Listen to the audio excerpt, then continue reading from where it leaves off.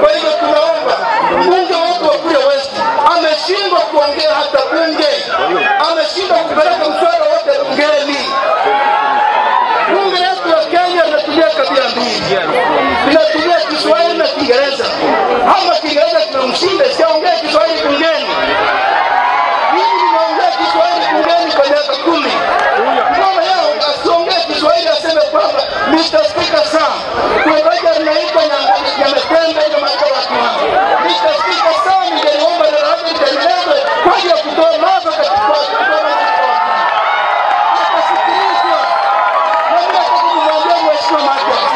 alipatia muda wa siku moja nienda bungeni kama itaruhusu na sheria iruhusu. Bunge la kitaifa niongea kwa niaba yake daraja itaendelea. Wao wachache Mwenyezi Mungu awabariki. Mwenyezi Mungu ndugu yangu tena amekuja na kitu hapa. Na kama kuna mtu amekuja na kitu hapa, naomba tafadhali nije muongee kusaidia mtoto asome. Tafadhali kwa sababu niki halo mkahanja tunaitwa mremelea watoto wengi wasipokuwa yenyu tukanyora ndio basi ni kwa promise ile tunanikuja pinami kesho gani ndio mmoja wa bageni kwa mkao kwa hiki ndichi chake na watu ya pesa imetuma 50 kama sio kwa mpesa tuambiwa kama imefika ama haijafika. Imefika basi wanasema 50 sio kwa mpesa.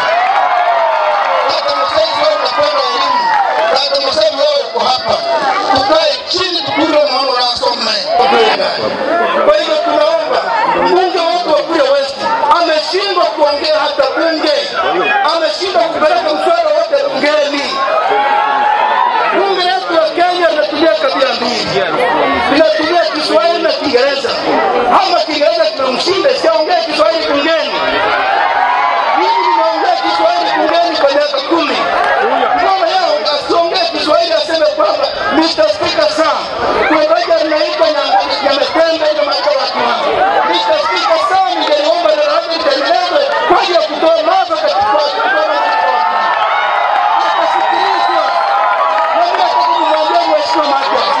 alipatia muda wa siku moja nienda bungeni kama itaruhusu na sheria iruhusu. Bunge la kitaifa niongea kwa niaba yake daraja itaendelea. Wao wachache Mwenyezi Mungu awabariki.